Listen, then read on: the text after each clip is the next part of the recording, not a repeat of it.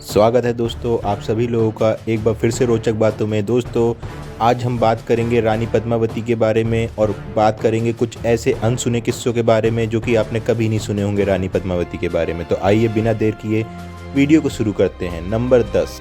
बहुत समय से लोग इसी बात पे इतिहासकार लोग बहस कर रहे हैं, डिबेट कर रहे हैं, आर्ग्यूमेंट कर रहे हैं कि क्या रानी पद्मावती रियल में थी या सिर्फ एक मिथ और लीजेंड थी।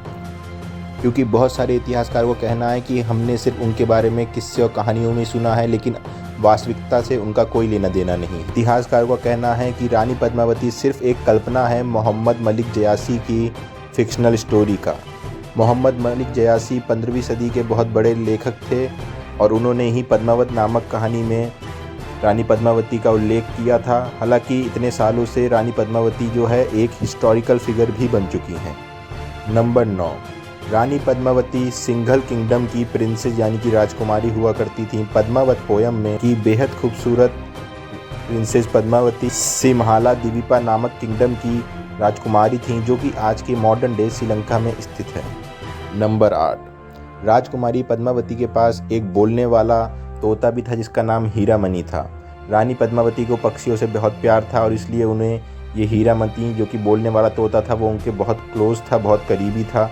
हालांकि रानी पद्मावती के पिता को, जो कि उस समय प्रिंसेस हुआ करती थी, उनको ये बात बिल्कुल ही पसंद नहीं थी और इसलिए एक दिन जब पद्मावती सो रही थी उन्होंने उस पक्षी को उठवाया और उसे मारने का आदेश दे दिया। लेकिन हीरामणि भागने में सफल हुआ। वहाँ से भागकर उड़ के जो है चित्तौड़ पहुँच गया। वहाँ पे एक चिड़िया पकड़ने वाले ने उसे पकड़ा और एक ब्राह्मण ने उसे खरीद लिया। बाद में हीरामणि की बोलने की काबिलियत से जो है आकर्षित होकर वो ब्राह्मण जो है राजा रतन सिंह के पास हीरामणि को ले जाता है और हीरामणि तब जो है राजा रतन सिंह को पद्मावती की खूबसूरती के बारे में बताता है और वही सुन के राजा रतन सिंह ये फैसला कर लेते हैं कि वह पद्मावती से विवाह करके रहेंगे और उसके बाद वह सभी दूसरे राजाओं को प्रतियोगिता में हरा के रानी पद्मावती से विवाह कर लेते हैं।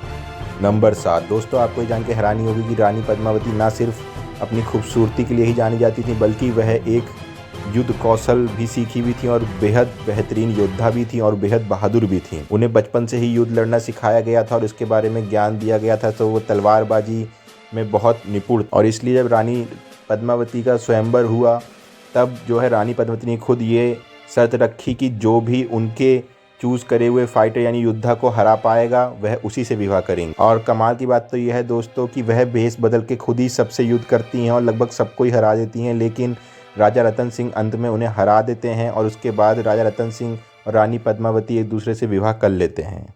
नंबर 6। रानी पद्मावती बहुत ही ज़्यादा खूबसूरत थीं। वह इतनी खूबसूरत थी कि उन्हें देख के लोग एक बार तो आश्चर्यचकित रह जाते थे। जी हाँ दोस्तों, कहा जाता है कि उस समय आसपास क्या पूरे ब्रह्मांड में भी शायद उनसे सुंदर कोई नहीं था और यही वजह थी कि हर तरफ उनकी सुंदरता के चर्चे ही होते रहते थे। जहाँ तक कि मैंने खुद आपको बताया कि रानी पद्मावती की खूबसूरती की बात सुन के हीरामणि जो कि उनका बोलने वाला तोता था उसी से आकर्षित होके राजा रतन सिंह जो है रानी पद्मावती के स्वयंवर में आते हैं। और तो और दोस्तों, अलाउद्दीन खिलजी ने तो सिर्फ शीशे में एक रिफ्लेक्शन ही देखा था और उसी के बाद वो उनके पीछे पागल हो गए थे, उनके दीवाने हो गए थे और उन्हीं को पाने के लिए उन्होंने चित्तौड़ पे हमला भी किया था। हालांकि दोस्तों हमेशा खूबसूरती अच्छी नहीं होती, क्योंकि रानी पद्मावती की खूबसूरती ही उनकी और राजा रतन सिंह के जीवन का अंत का कारण भी बनी।